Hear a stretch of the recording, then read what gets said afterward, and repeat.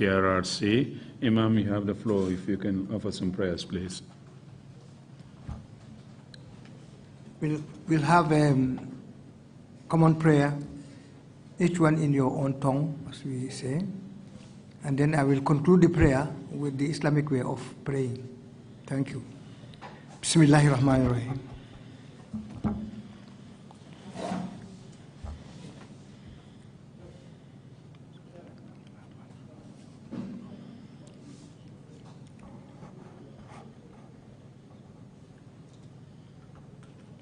Bismillahirrahmanirrahim. Alhamdulillahi Rabbil Alamin. Rahmanirrahim Maliki Yawmiddin.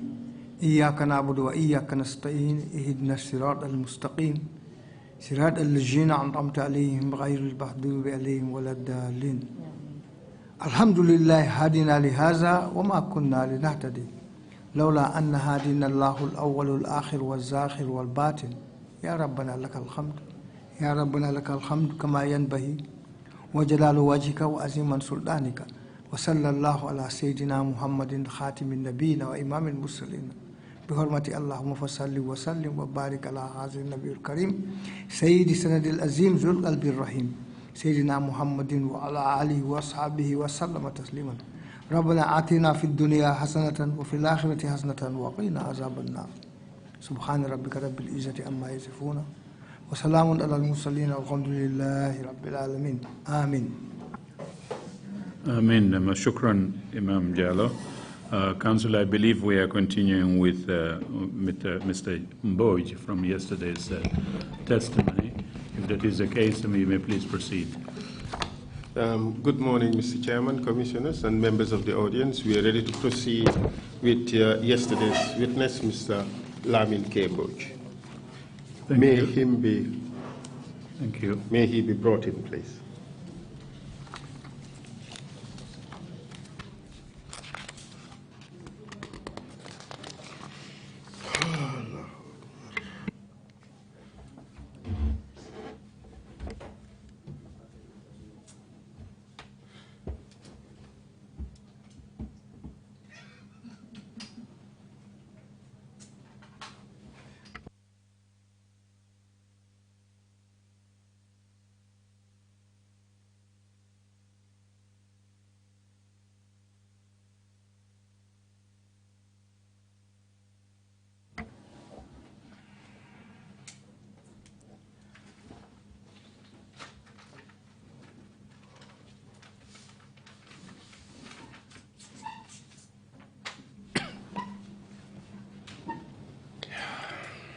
Good morning, Learned Council. Good morning, Lead Council. Learned Council. Good morning, Learned Council. Welcome back to the TRRC. Bismillah TRRC Kotange. Thank you very much. Lumbara. May I remind you that you are still under oath. And as you very well know, the warnings that I informed you of yesterday still apply. Could you confirm? Thank you. I remember everything. Yesterday, we were dealing with your personal experiences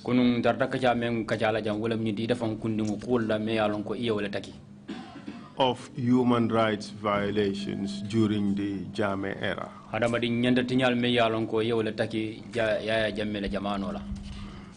And you have explained some of the personal experiences you had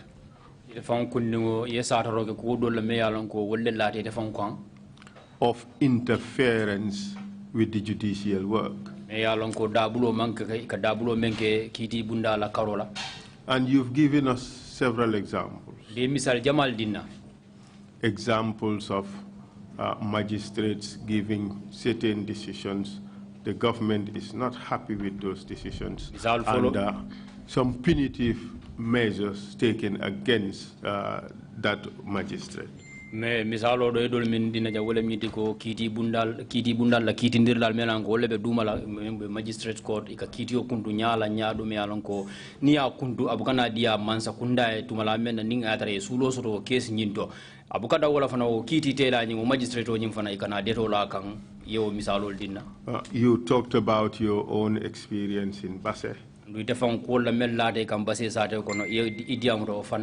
wherein you are basically transferred, or starting from Banjul, to be more precise, you were transferred from jurisdiction to jurisdiction because of unhappiness with some of the decisions that you've made. You are to Banjul, ye bondi Banjul, ye samba base, ke bondi dingira kiti bunda kare samba kiti bundaro kuka me ya longo ika kamol men kundu ikela kiti ol kundu nyame abukatara abuka mansa kunda men besiru nu abukese wo wala ka sabu ke soundin dingira do kiti bunda. One example you gave was particularly interesting. Misal kilindi beje kilindi o misal let me alonko ode o em sula bakele.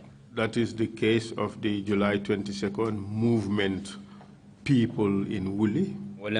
July 22nd moldi men ya lonko wolle be wulli.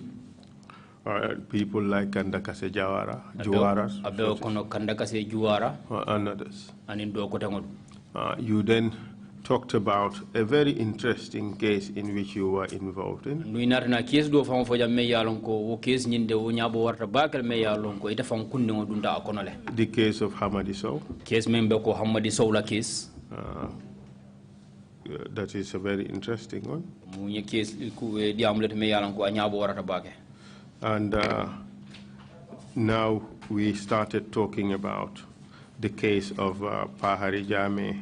Silang isa damuta hapa hari jamela kuwanyi ala case nyi ngadamuta wafanana. And Lamin Jobate. Lamin Jobate. And Joguba. And Joguba. Could you proceed from there and tell us about that case? You've gone as far as telling us about the assignment of the case to Justice Inkia. Sai isa damuta ka tentendu wodo ya mutawodo ya fanyela nunga haninka bi case ni wala nyimmo sabola case ni biri ya nati ya di kidi tela mena wala Justice Inkiati. Thank you very much.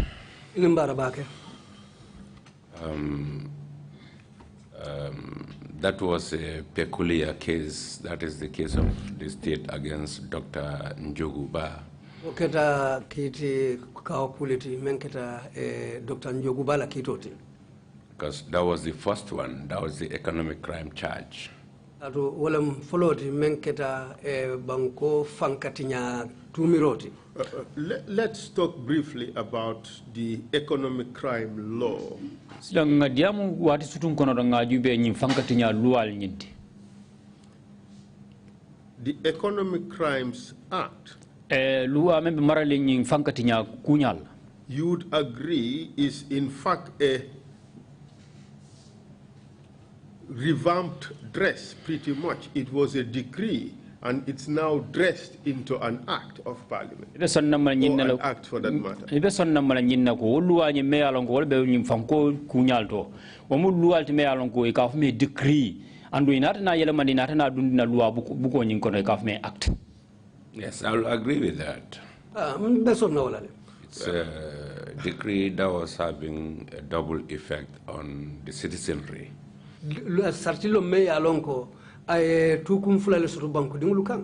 In fact, its provisions are pretty much antithetical to the human rights provisions of the Constitution.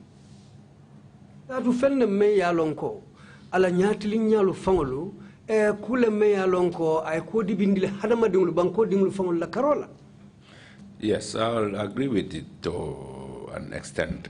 That's why I said it has a double effect. Yeah,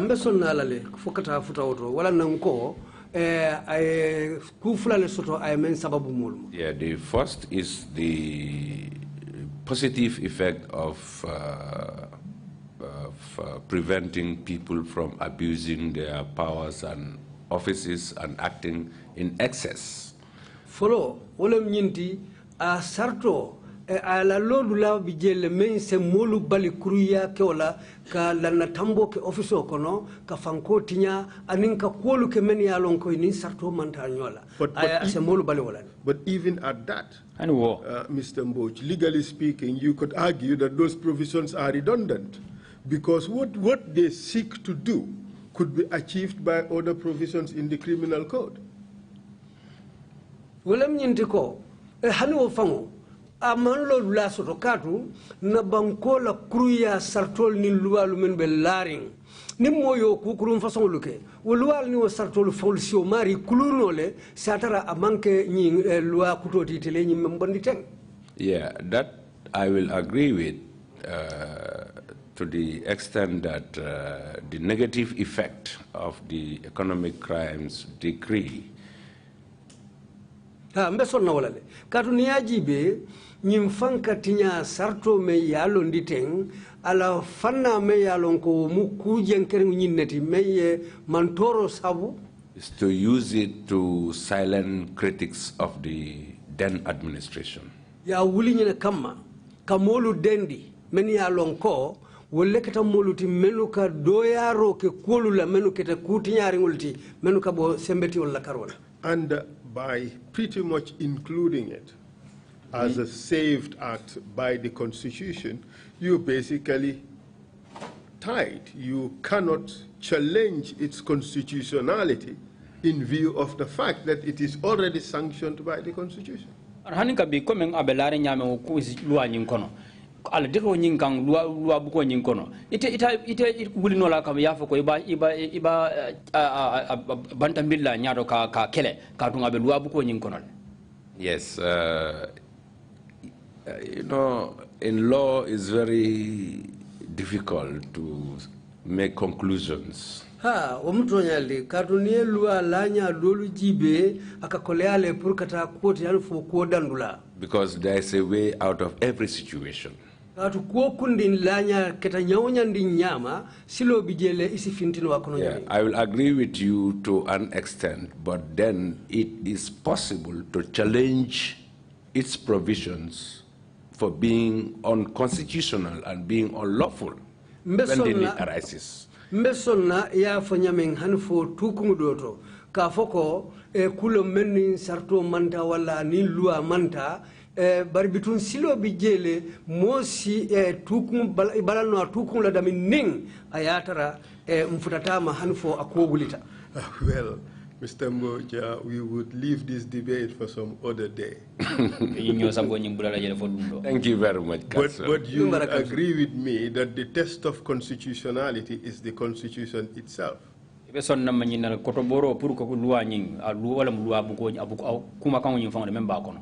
Yeah, also to an extent, not 100%, because if a law is inconsistent with the Constitution, it is null and void to the extent of its inconsistency. Kadunia jibe ni lua atatake fentime ya lonko amalo la suruna bankola lua sarti bukuba nyinkono wodo mu kuleti me ya lonkasi landi karala. That is a basic rule of interpretation in constitutional law.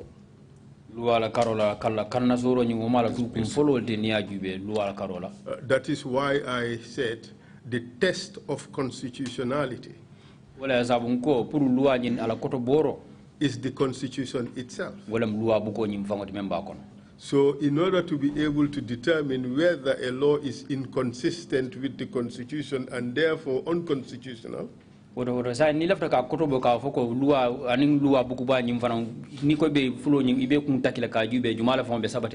have to put it against the Constitution. Is that not the case? That is correct. But when the law is saved by the Constitution, just like the decrees, it is pretty much. It depends on how it is done, but it looks like it has been incorporated into the Constitution.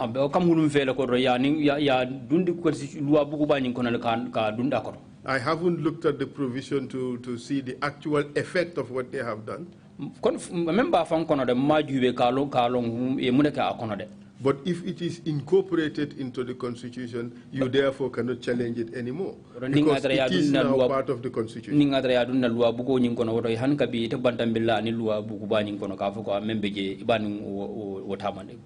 I will agree with you, Council, again, but it's difficult to agree in total. Yeah. But anyway, let's leave this for another day. Because a constitutional issue, yes. Yes. Constitutional quality. But for now, we just agree that that law is a draconian law. Exactly. Yeah, part of it, the latter part of the decree, especially on the issue of bail, is where the unconstitutionality arises. Mbeson na wala bari ala fanna do me ya lonko amang akeja uyata wolem ala bandula me ya lonko bel ko ba ko mem balanta bel ko la wala fawni sartol manta. And like you said, in spite of its good aspects, it was liable or amenable to abuse by the executive. Yeah, I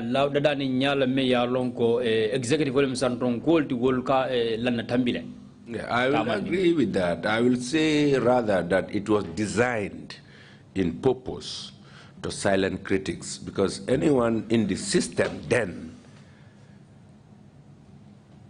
mesonna ko tonyala ya dada wala kama andunya yitel tama be tamari nyina ko mennu ka doyaro ke kukurun ko la men ka bo man sakunda la karola ya wo wato la ya nyina kam ma wotilolu kono pour ka o mariolu dendi.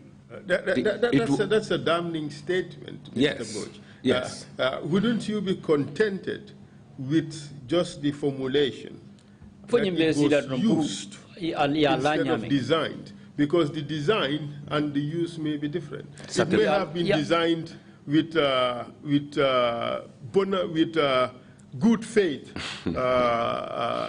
objectives, with great bona fides. But its application may have been malafides.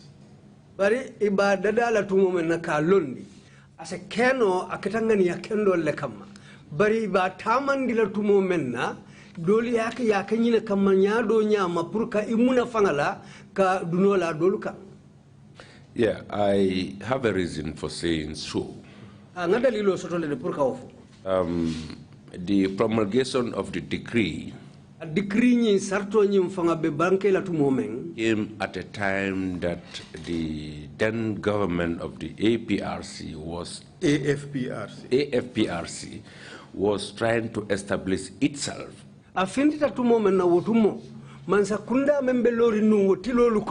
Memu AFPRC mansakundati iba katakan wotumo le purka isimulu londi kabambang.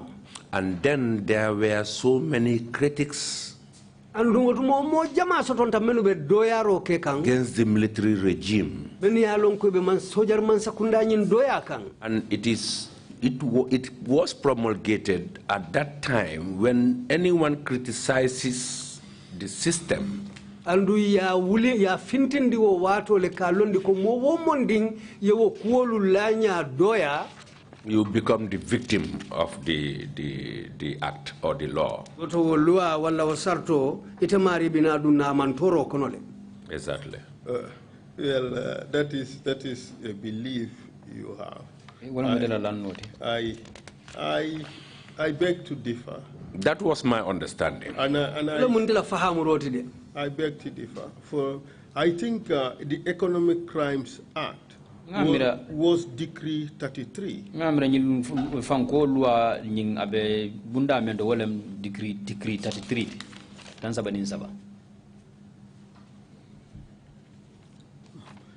And that was passed very early on in view of the AFPRC mantra of transparency, probity, and accountability. You remember that? Yes. I remember that very well. And the belief at the time was there was a lot of theft of public resources leading to significant economic losses. Andung idolata menon wala ngindi ko wato la fanko sunyaro sia batan wo wato wala ya sabu itoli jikita nyina pour kanyi luata ka dundi ka dum mansa kunda be foka naful jamalla. So it was passed at that time. The objective may have been laudable. Ya munda ya luwa nyi dundi wo wato la bari hamen ko medin asikeno ay hamen ko kendotin. But it was seen that it could be used to clobber political enemies. Bare doli ya jele ko asikeno ya luwa nyi dundi la pour ka politika nyaton ko dolta ke kele. Hence the charge against your clients. Tumala men na ye tumiro do la ifan la kiliano do kam. Because what would constitute economic losses is quite easy. Donc fengo me alon ko wala bina sababu la fanko fola ka fo sone ada bakale. So tell us about the case. The charge was economic crimes. Sain wo tumiro nyingo case nyina kuma fo nyaban tumiro men wala mfanko tinyati. Yeah, we have procedures guiding the courts. Tarangol le soto tarambulo lu meni alon ko wolle ka folu sambanya banke kitibundala. But the then Secretary General, who was supposed to be the principal witness, Katu barwo tembo memu Secretary General ti do kulalu kuntonko menyanta kala sede nyatonko ti. Name? I believe Sabale, he replaced Dr. Joguba. Which Sabale? Momodu Sabale. Lata like ka fayna Momodu Sabale atele saita Dr. Joguba la palasoto. I don't want to say he refused to come to court, but he failed to come to court to testify. Nta fono la deko abalanta le kana kiti bundala. Bari aman silota kana kiti bundala kana sede yaro. Was he subpoenaed to come? Kaido ki ay nebang kafme supina pour ay na idangu kiti. He should have been a prosecution witness. Ate nyanta kala kiti ndir sedo letinu. But I can recall that we, the defense, have requested for his personal attendance. Bari hakilo bala nyina ko. Ndel menu be lori nyin tumi moli e. Ndele nyin kanim pour atena sede yaro la. As what? As a principal witness for the prosecution. Ake sede kebati kitindro la karola me ya lonko wala be lori nyin mutamolu toyala. But the ruling went against us. Of course. Bari nata polu tamandi nyami it is the prosecution's case. Wolem ko kitindir bunda nyin wolle la kom. And he sent someone. It would have been shocking if the court had ruled in your favor. Ani ko ya warana ninga atara kitio nyin ya kango nyin kuntung altolela dunyoka. He delegated a witness to represent him. And that was the only witness for the prosecution. But the funny part of the defense was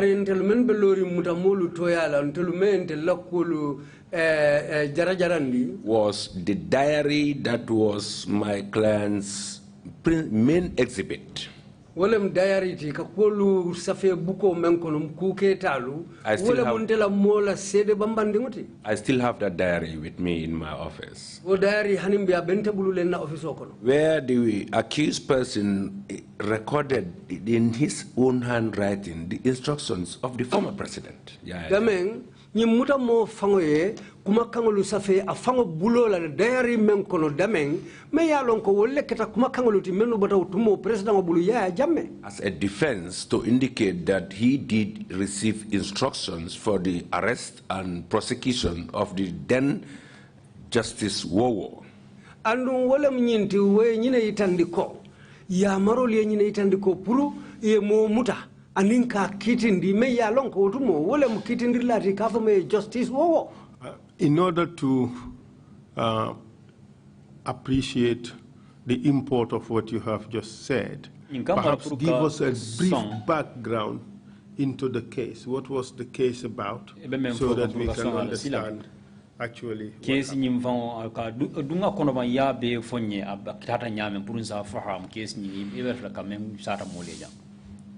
This was a complex case and it's intertwined. Nyimukitile time ya lonko duladolu ala kolu selta nyoka bari duladolu ala kolu dunta nyoto bake. Break it down into simple facts That we can understand.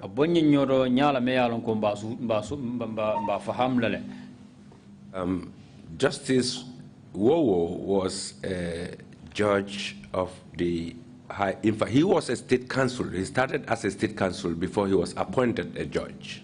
Justice Wowo ya damuta tumana mansakunda la kitindirala mwoti wo janning iba tombo na kake kititelati jojoti.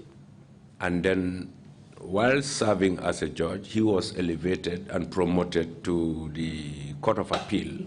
Wato men abo kitite bundala utumole natala palaso la faka selendi kasamba kitisa inkambundala. Within a short period of time. Wati sutum fangokonode. Roughly about 6 months. Kari woro wuche okono. And then elevated again to the position of the Chief Justice. Andu inatala palaso sen kang teriandi ka lafa kasamba ka kitindirla kuntioti wala Chief Justice.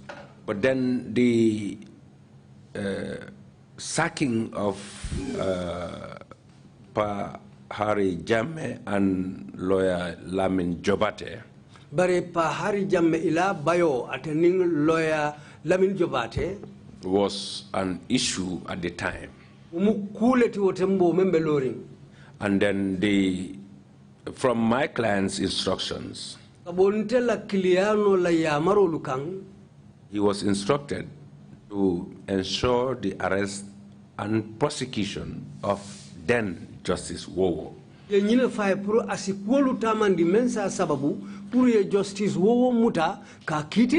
But then Pahari was Solicitor General.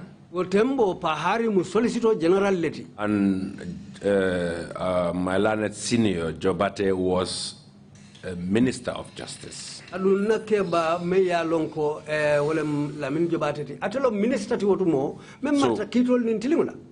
these were present at the time of the instruction. The time the instruction was given to the Secretary General. And then after the instruction was given by the President, which was recorded by my client on his diary, and had by the Attorney General and the Solicitor General all at the same time. At the same time. Attorney General and Solicitor General The instruction was carried out. Wowo was arrested. He was charged. I can't recall the charge. But then there was a change in circumstances. And the then President, Yaya Jammeh, reneged on his instructions and said he did not give the instruction. Because there was a diplomatic issue which arose as a result of the fact that Justice Wowo is an American citizen. Justice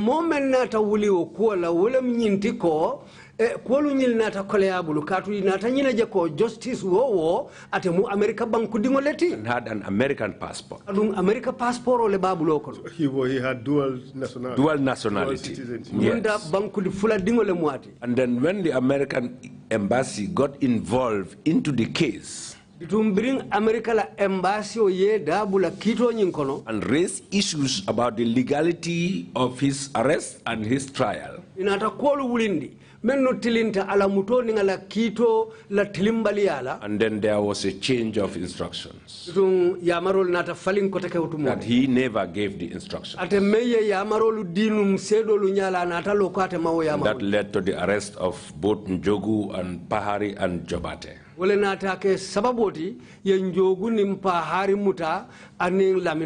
that warranted. But that could have only given rise to a charge of abuse of office. Abuse of office and false information. Abuse of office was a charge.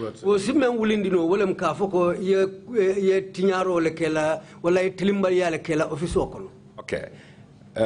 Whilst the trial was ongoing on the abuse of office, Let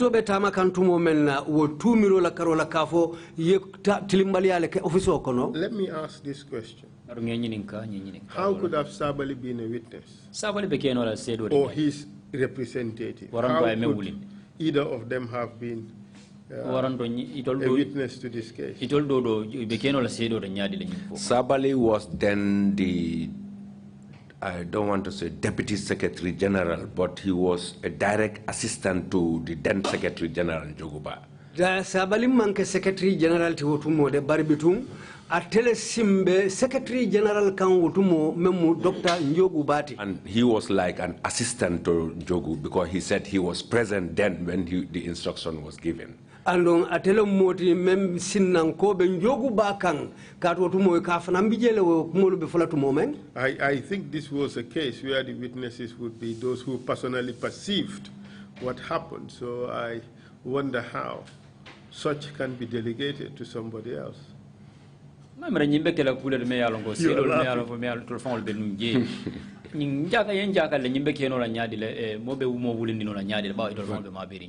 That was the very reason why we were asking for his appearance, personal appearance. But that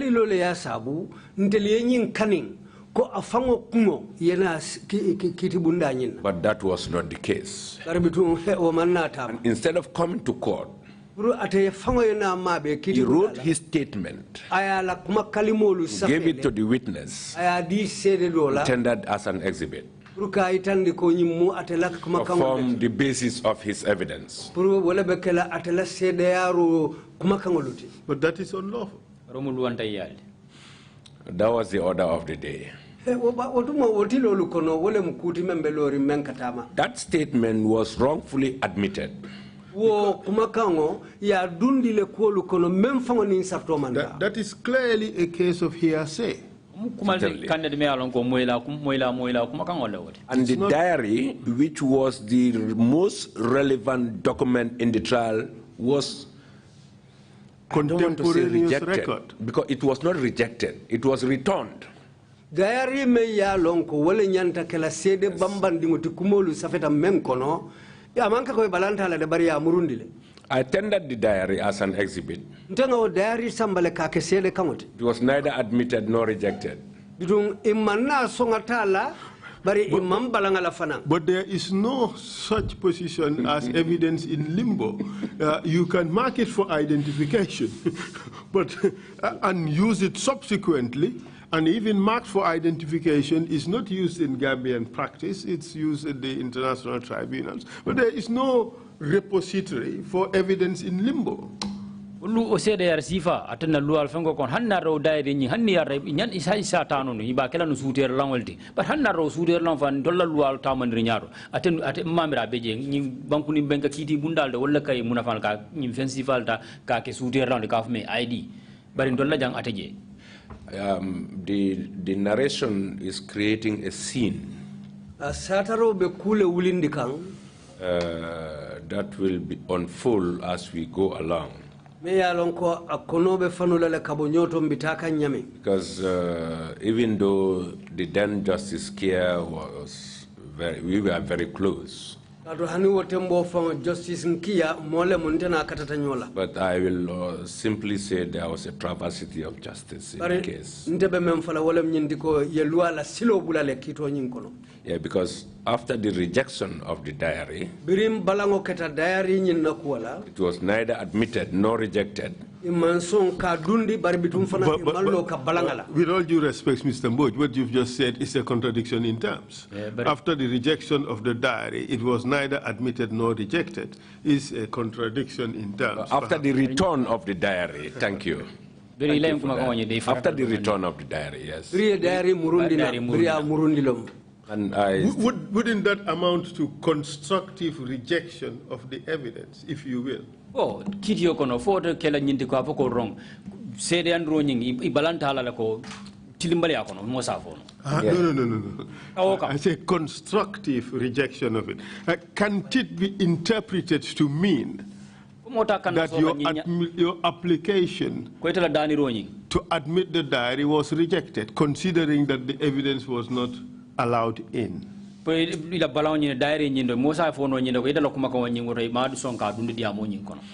Well, that was, yes. I will say yes, because that's a constructive rejection of the diary, but I think it was intended also on purpose. Mba folale ko ha bari ila balango balang lonya pour ka diary dundi mba fola ko ya kemen kama iye fansun dalilo soto kama. Did you file an interlocutory appeal on that issue, if that is appealable? Because I think that was the heart of the case. Inatna wasida dundi le bang government interlocutory appeal.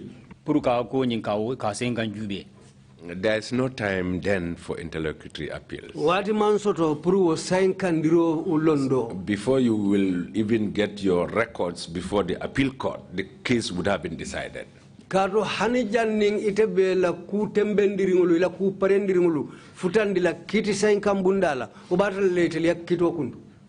I ask this question just mainly for the purposes of our recommendation.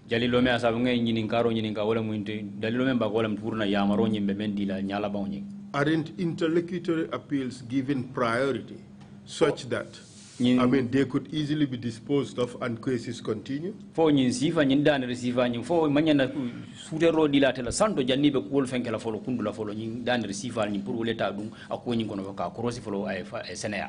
This is a criminal proceeding. Interlocutory appeals are not a ground for a stay of proceedings in the main trial.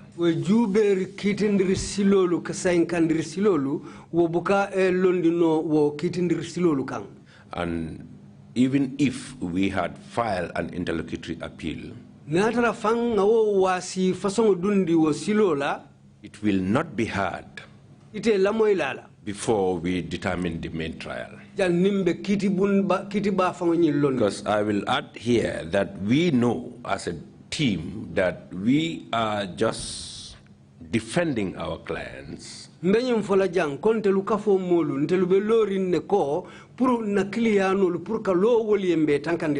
Because it is a legal requirement. But the result, it was obvious. There will be a conviction.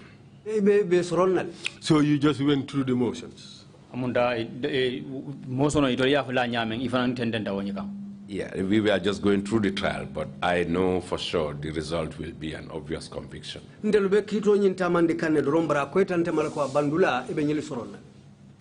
that was what happened. Did you at any point in time harbored any expectations that you could secure an acquittal? We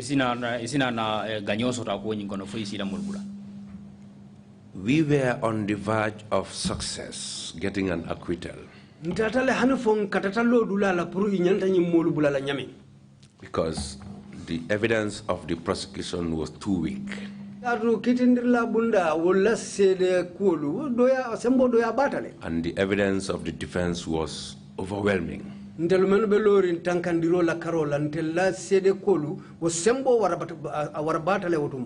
But the trial judge,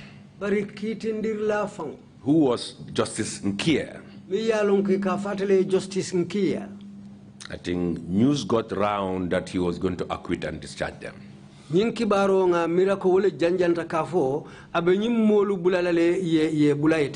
And on judgment day, you were very hopeful.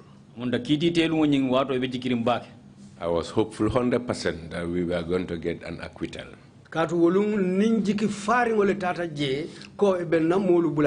And you went to court with so much hope and euphoria.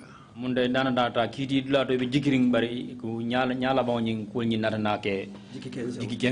exactly what happened. So, and tell us how things unfolded. Another interesting scenario arose on the judgment day. Tell us about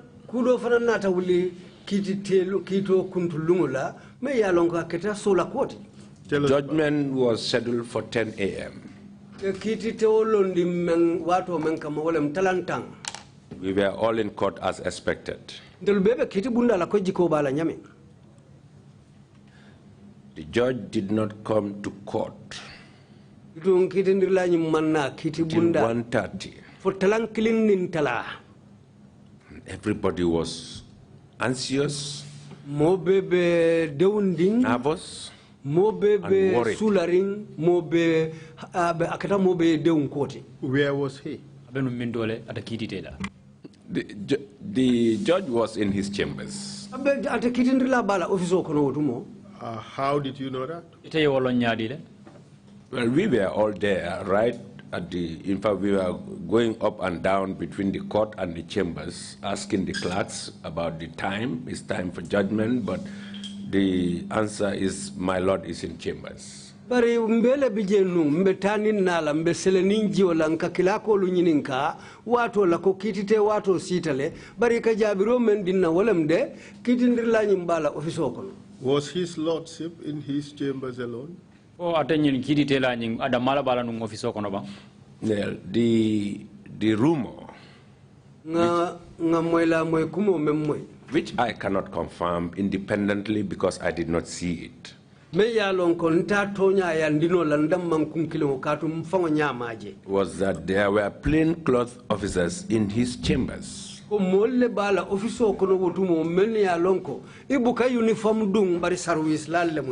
Which service did they belong to? Well, we believe that it was the then NIA. Because the NIA are following our proceedings on a daily basis.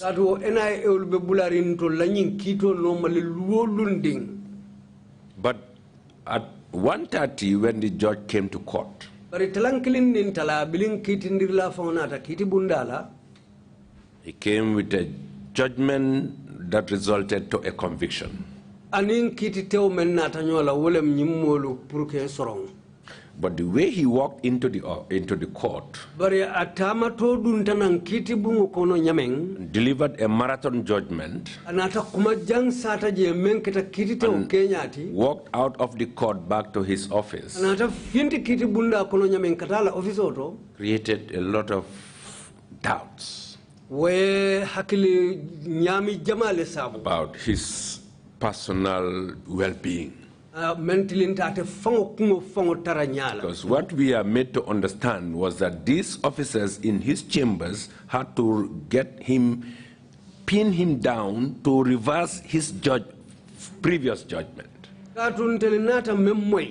Wala mnyinti ko nying officialu menu ma uniform dung menu bala office okono ya sindile force okang pour atanyanta kito tela nu nyaming ka wo faling ka kudo kije me yalon ko men kiti atela kiti tinya pareta men nanung men wote kilindi. And I can believe this because I can see it written all over his face. Adum mbela wala katu hannie ate fango nyada jube ibalon na anyada leto.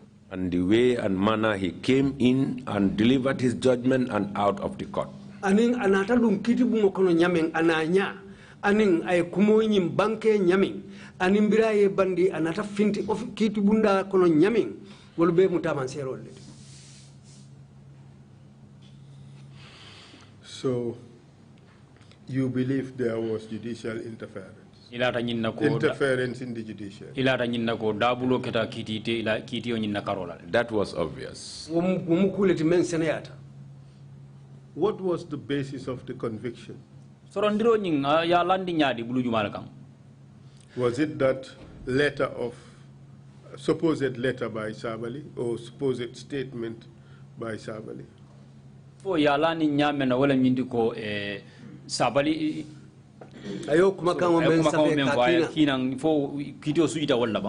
Yeah, that was the only evidence of the prosecution. So obviously that is the only basis of the judgment.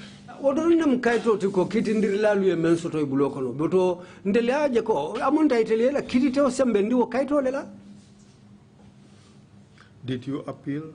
No, I did not file an appeal because my client instructed for his own peace and safety and tranquility to let the matter rest. Mang kiti sa inkang kaning katun tefang la kiliano wala natani ya maro diko nga kuoti jate fang la tanko anala fansoto anala kairo kang purunga konyi tuji. But another interesting situation arose before the judgment. Katu ba kudo fana nata wuli jannin kitite obekela mem fana musula kudoti. When obviously even the gallery who attend the court knows that these people will end up with an acquittal.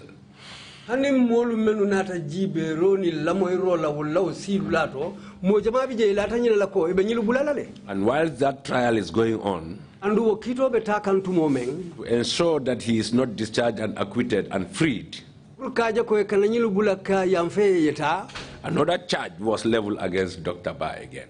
Ina ata tumir dole la Dr. Ba kan kotake. And another abuse of office. Andu me yalon ko fana mu kuleti me yalon ko kay tilimbali yala kala. And this time that was tried by the Banjul Magistrates Court. Andu silo Banjul Magistrate kiti bundala yo kitota. Once this was completed, banta high court dron. we continued with the one in the Magistrates Court. Ntententa kawodo tamandi member Magistrates Court. Wouldn't judicial economy have demanded that they consolidate the cases? Oh, kiti bundani walman sembo nyi sota purka in case flow nyi beta ke kafundi nyo maka killing. The High Court has obvious jurisdiction to hear any matter. Na kiti bunda ba nyi high court. Wali silo soto le purka ko kundi lamoy ning kitolem. But the reason for the second charge was the anticipation that this man may be acquitted. That warranted a second charge against him. And that went up to ending when it's time for judgment. When the state filed a nollie. Nolly prosecute that they are no longer interested in prosecuting. But that was after serving his 2-year sentence already.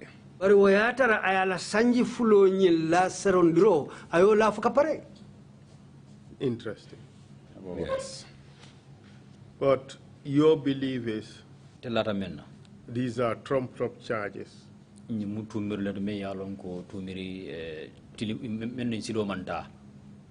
For what objective? Yeah, the primary objective of Booth is to ensure that what the former president said was right. He did not give instructions for the arrest and prosecution of Justice Wowo. Are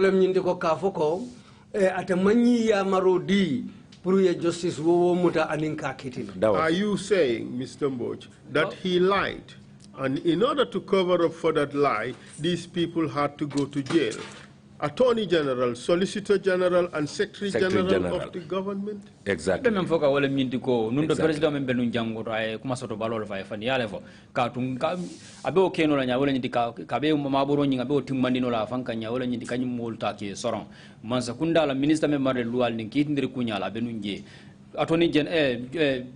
Secretary General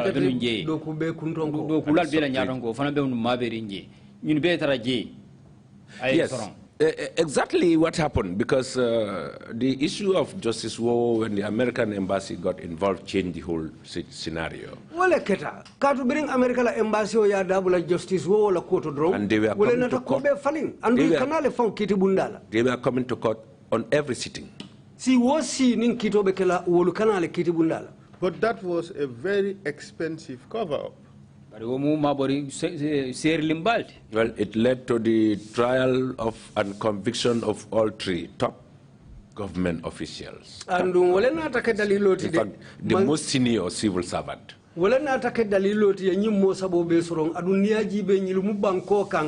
Alifa ballet nun katu ila palaso lumenu bebulu amanke dindim palasiti katu memmarata banko do kula bela kunton dabe wala kon. But all these things happened in a climate wherein the executive had little tolerance for defense lawyers who were basically a nuisance to them, or defense lawyers who were pretty much a stumbling block for the government securing conviction in cases in which they were interested in.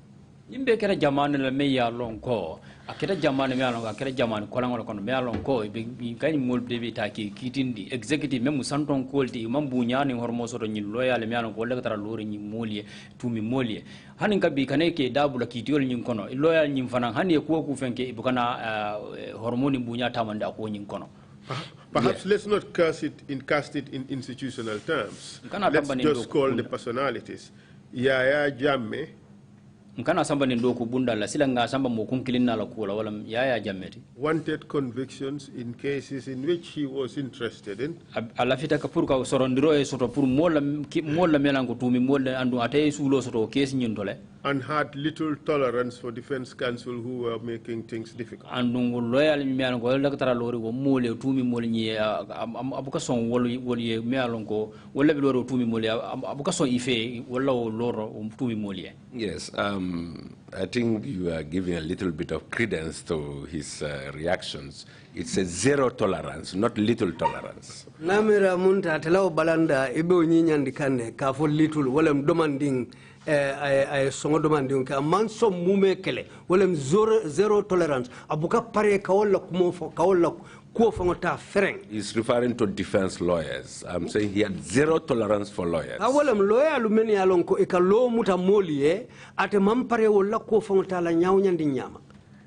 I didn't realize it was that bad, but thanks for that correction.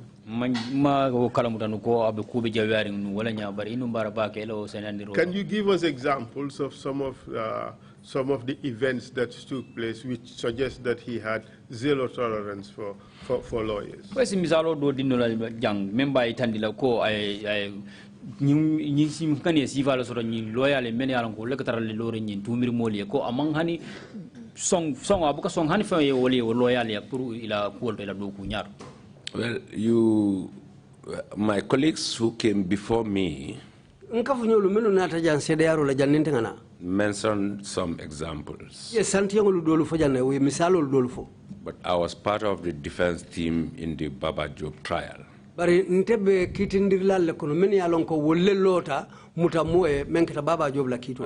we all agreed that the shooting of the then and our learned senior counsel Usman Silla nkafunyo memul na kebati wotumo loya ya la karola ya bung menkata Usman Silla te wo bundiro was as a result of his defense of Baba Job. Wala keta nyin kamma ko aketa moliti mello ta Baba Job ye. And the case of my Fati also. Andu my Fati fanana ko fanam. What happened to Mr. Fati? Mr. Fati. We were all part of the same team. After Mr. Silla's case and he was evacuated, the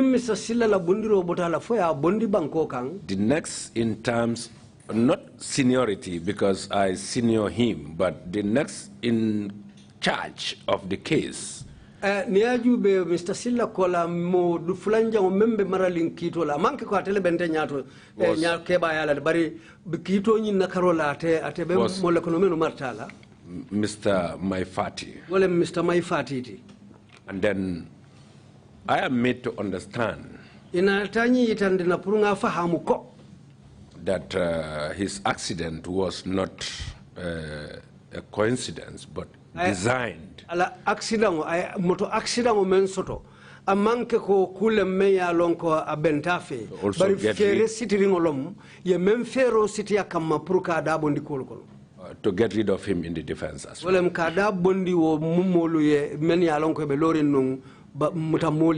I got confirmation of this fact. The team that conducted the accident, Mr. Fati. You mean the team that staged the accident? That managed the accident, personally made these confessions. Myself, whilst I was in prison. Who's that? I can't recall the names. Mr. Mboge, we can give you a piece of paper to write down the name. No, I cannot recall the names. But I think my Is that a way out of the situation? You could still write the name down, Mr. Mboge. No, it's not one. It's a team. It's a team. Which makes it easier for you.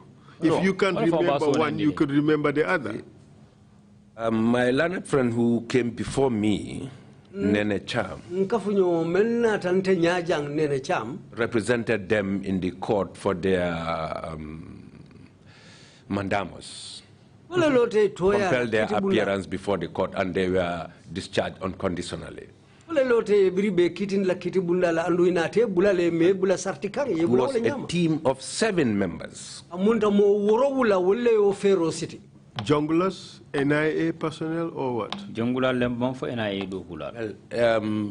They don't belong to the junglers. This is another group that is conducting massacres, accidents, carrying out personal attacks against critics in any way. As long as they are given instructions, they carry it out.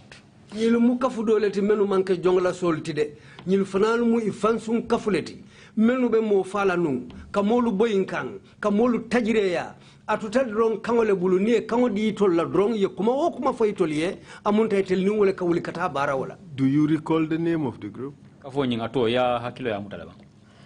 I know they are within the army. Na lon ko be sojar bundale kono.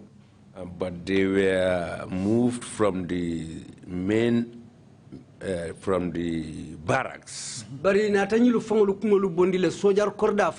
the state house. So they were among the state guards. And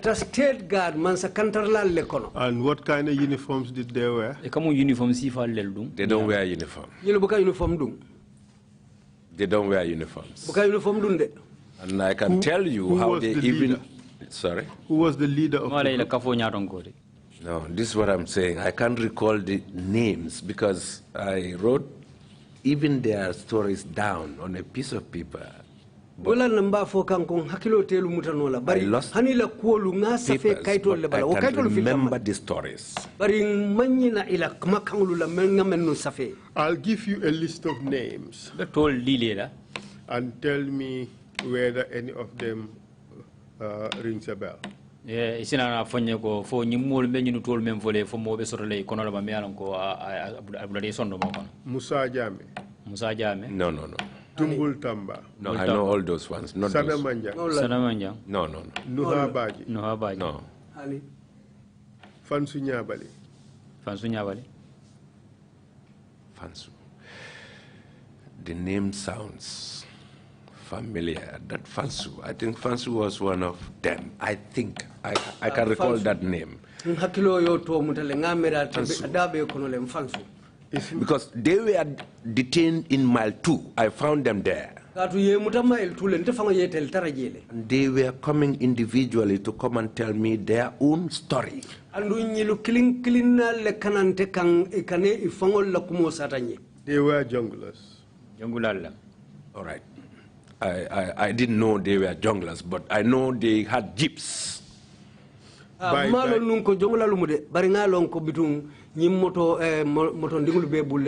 jeeps you mean 4x4? Military jeeps. And they have taxis. They have vans. They have trucks. And these were the vehicles that were used to coordinate the accident of Mr. Fati.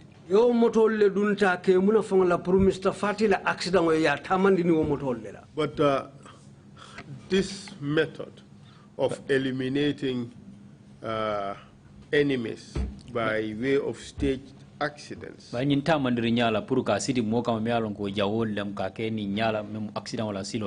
vehicle tampering was not limited to just Mr. Fati. Yeah, I agree with that. Could you give us other examples where you believe these methods were used? I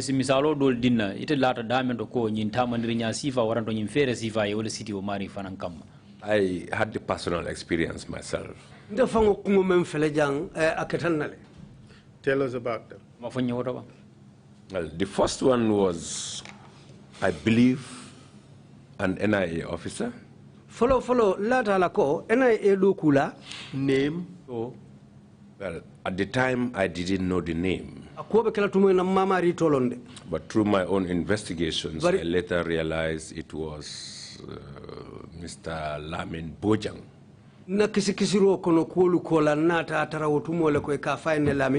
Residing where?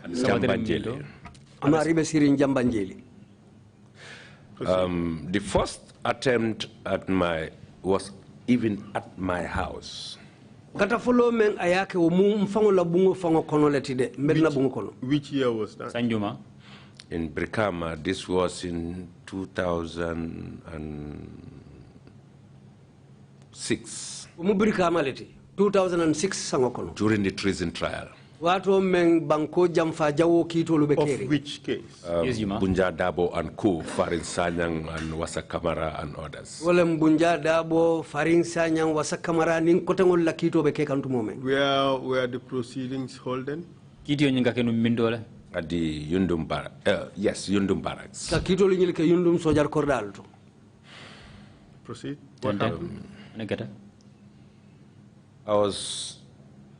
I already started my Maghrib prayers when my sister ran to call my attention. There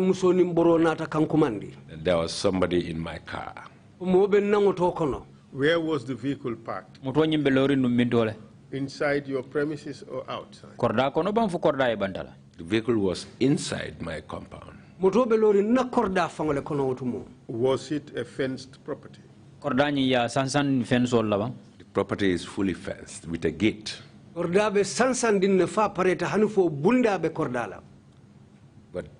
I cut my prayers. Whilst coming out, I had the bang of the door. When I came out to the gate, I saw this vehicle zooming off with top speed. Can you describe the vehicle? It's a four-wheel.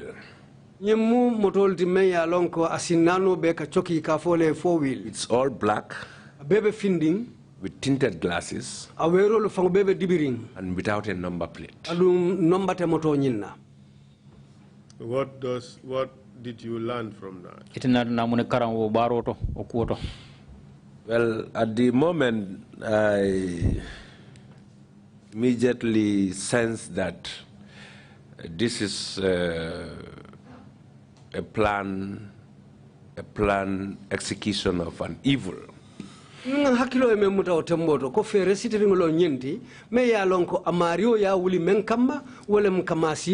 By who? Well, I suspected then that it was the NIA. I don't know the person. Because I knew then that they drive those sort of cars. But then my mind just tells me to let it go, because it's not safe to chase somebody who is trying to put you in trouble. You have chasing trouble, so I let it go.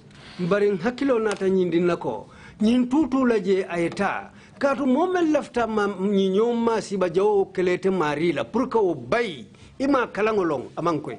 But that was not the end of it, was it? No, certainly not.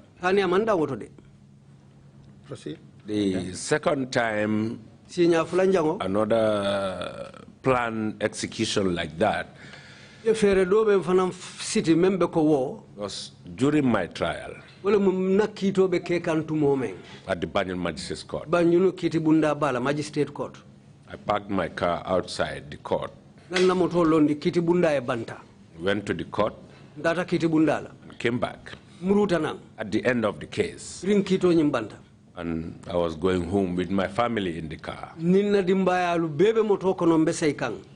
But then my tire was shaking. And I could feel from the steering that there is something wrong with the vehicle. Then I could not stop inside Banjul to check. Mallo banyunu sate okono purka jube. So I drive until I got out of Banjul. Namoto borindi wanyale fom fintita banyunu. And stopped to check my car. Lota purka namoto jube. My tires, bolts were all loose. Namoto simula bulongolu yewulu be yom fandile wotumo. And 2 have dropped already, only 3 were remaining. Fulo be jolon telefang amunta sabole tuta dinkirato. For each of the tires, for each of the wheels, or just one? Only the driver's side. Drive for la caro drong. And then I called my family in the car to come and see as witnesses. And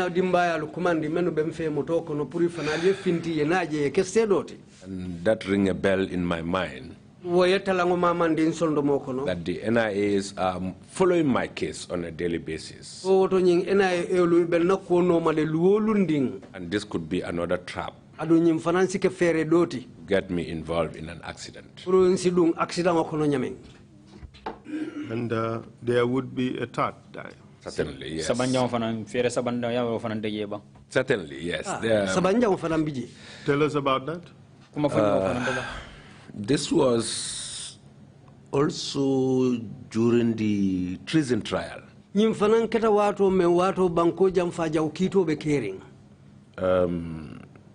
was time for Tobaske.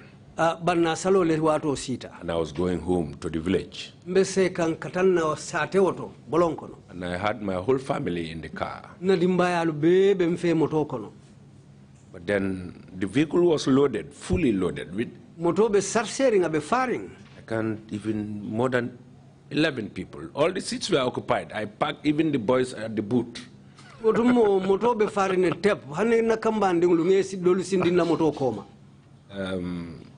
But then, due to the load, I could sense from my steering when I started driving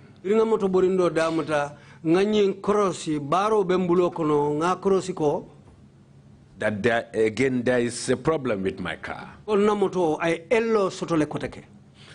I stopped and checked the tires, but none of them was shaking. It was dark. It was after Maghrib prayers. I didn't notice that my bolts have been loosened again. And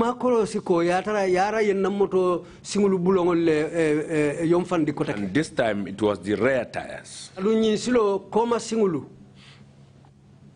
So I was driving again, and still I sensed that the car was not driving normally.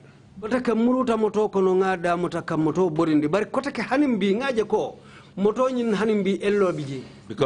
it was shaking at the back.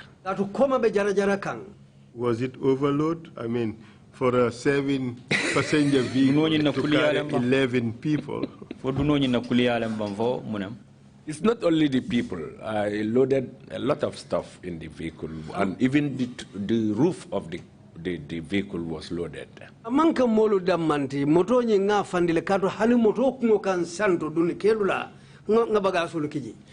But then I, just out of caution, drive safely and carefully. But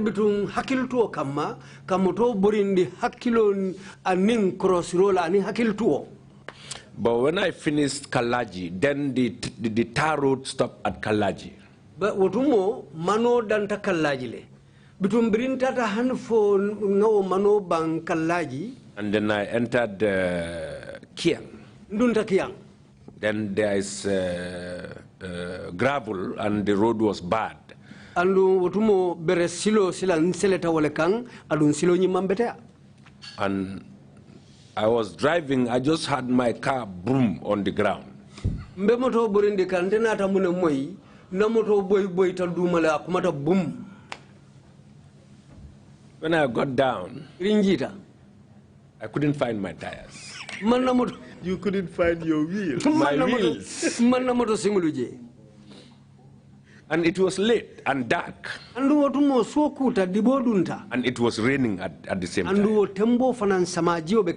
But I had no choice. Well, I would understand if the tires had busted. Then maybe we could say it's weight. Yes. But for the wheels to wheel away. Away from the vehicle.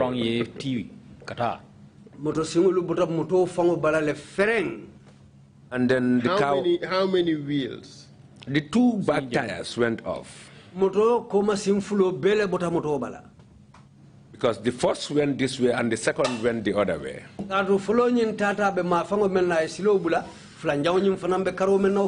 You believe your car was fingered? Yeah, that was for sure, for definite. And I will tell you again why. I came to realize that this officer who was, to me, assigned and personally monitoring me, nata korosiko yenyi mari mentombo mpura bulantela kolu no makankorosi kana kalango jibe. He passes through my gate at Maghrib time. Akatambi na korda dala fitiri wati fitiro sita. When it is dark. Nindi bodunta. And this time around, andunyi silo, I parked my car outside. Nana moto londi banta. After loading it, I went to pray Maghrib and then came out to start my journey to the village. So again, it occurred to me that it could be the same person who is just trying to make me crash and have an accident. Memba katakan dorong purun tenga na moto e boy na accident jawo soto. That is it. And it seemed that during that time you were basically prone to accidents. Mununda fere ko wato la ita molde me yalon ko accident ode kule me yalon ko katu kelela. Yeah, not from natural causes anyway. Abuka ke koti ka foko alandaro lem. Accidents are never caused by natural causes. Vehicle accidents are not caused by natural causes. They are caused by people. What happened? What happened in the first instance? Yeah, several. After those 3 attempts, this time it was a taxi. At my gate again. At night again. And at odd hour. Then everyone was in bed. At around what time? This was between 11 to 12. And what happened? I went out for a mission. And I came back between 11:30 to 12. And when I approached my gate, and the full lights was on my gate, this taxi was parked at my gate. There was a driver inside. And there was somebody between the vehicle and my gate. Well,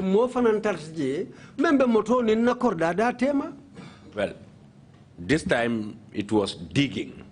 And I don't know what it was for. So when I approached, the one digging got into the vehicle and drove off, again with speed. So when I got to the gate, obviously I saw the marks. Or the hole? The hole already, because he started digging. But did you see anything in the hole? No, he could not complete the mission. So I just went in, I stood and looked at the vehicle. I could see it zooming with speed. And then I went home and I could not wake anyone because everyone was in bed. How did you feel with all these incidents? What impact did they have on you?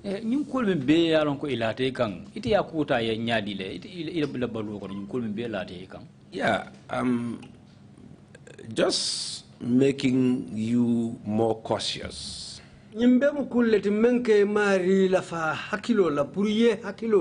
Because it's not out of fear. Because if you have faith, it's difficult to get you harmed. But faith does not shield you from fear, does it? It's fear that will expose you to the harm. When you have faith in God, you don't fear anybody. You don't fear anything. Were you apprehensive of the situation? Were you worried for your safety and security? Yeah, that is obvious. I was worried. I was worried, but not afraid. And more serious things were to happen later.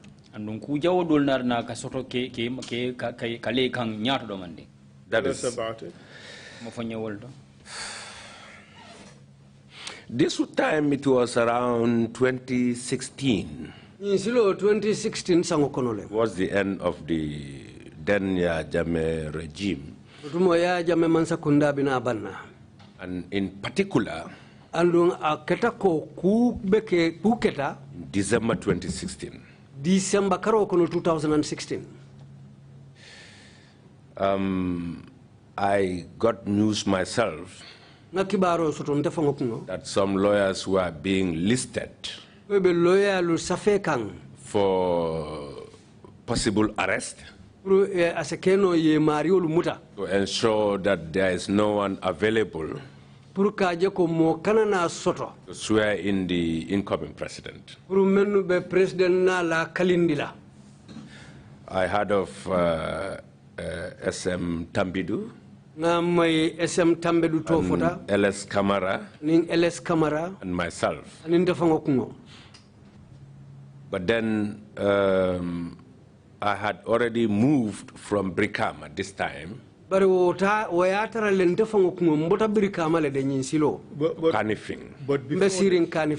But before then, let's talk about your accident. Yes, that's another very, very interesting accident. Because it's difficult, really difficult, because this time it was a real attempt on my life.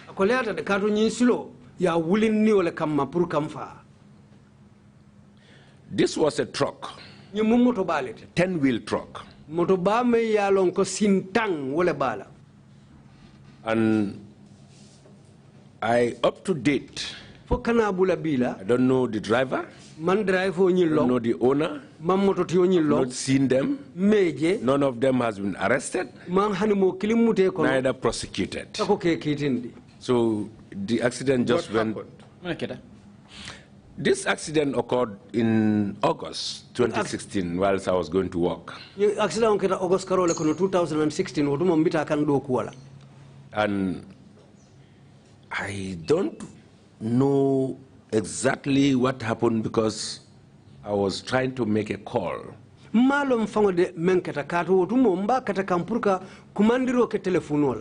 just had. Who was driving? I had a driver then. I just had a bang on my car. And all I can hear from people around is, he's dead, he's dead. And the news went round that I was dead in an accident. But then God saved my life. Because I would have been dead. kato aketa nyamen asekeno le ngafaje if not for only God's will and design. namanke Allah Ta'ala la makoyro ning ala tankandiro kanti. Because the truck would have climbed over my vehicle. Kato moto nyingo moto ba asiseleno le nun na moto kang. And smash everyone inside. How many people were in the vehicle? I was with my wife and all my kids. I hope this time not 11 people in the car. No, not this time, because then I was going with my brothers as well. How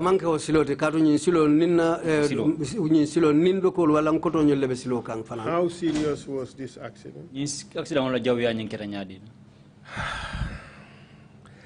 This could have resulted to the wiping out of not myself, but my family as well. How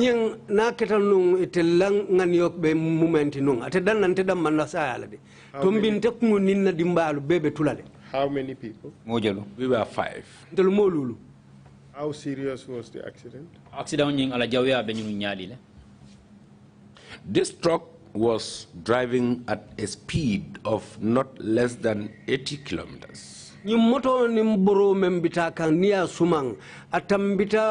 Kilometer tansayolale minute wo minute. And my driver was also rushing to catch up with the 9 o'clock case I had. Aduna driver fanambe hawjari wotu mo puru nse futa wairi wotu mo talang kononto kito bembulunu nyanta menkela. Now, due to a sudden break in front of him, yo bari lo sangarale nata ke atenyato. He swerved on the left.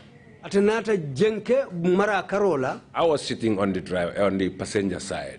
Ndebe siring pasaso sidulalto driver bala. And in a flash of a second, adum nyakati ni nyayelo kono. This truck was over my head. Nyimoto bente kunto santo. The noise was so much that it's like a bomb. Makango wartale ko ni bomo le fetenta. And all you could hear was that he's dead, he's dead. But the tire of the truck climbed over the tire of my vehicle. And that's why the truck could not climb over me. But due to the speed of the truck, it had to drag my vehicle up to almost 10 meters from the scene. Dragging, pushing my car like that up to a fence. And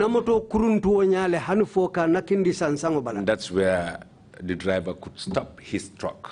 But I could see the bumper of the truck over my head. That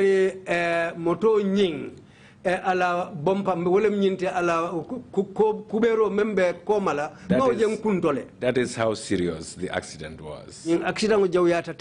Were you conscious throughout? Yeah, I was conscious. My son was on my lap. And his head smashed on the dashboard. He got three fractures on the head. 3 scars. I myself, I didn't realize that I got a fracture until I wanted to get out of the vehicle. When I realized that I had a fracture. But then those who came to the scene to help me out not open the doors because they were all smashed. I had to improvise to get myself out of the vehicle.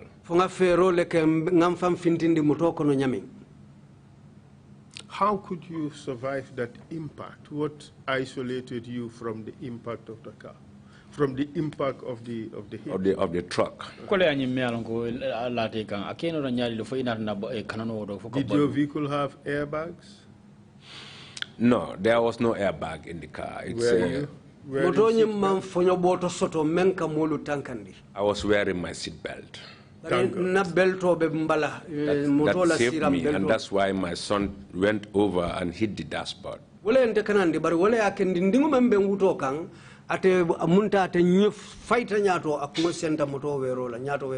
Two things to learn from that.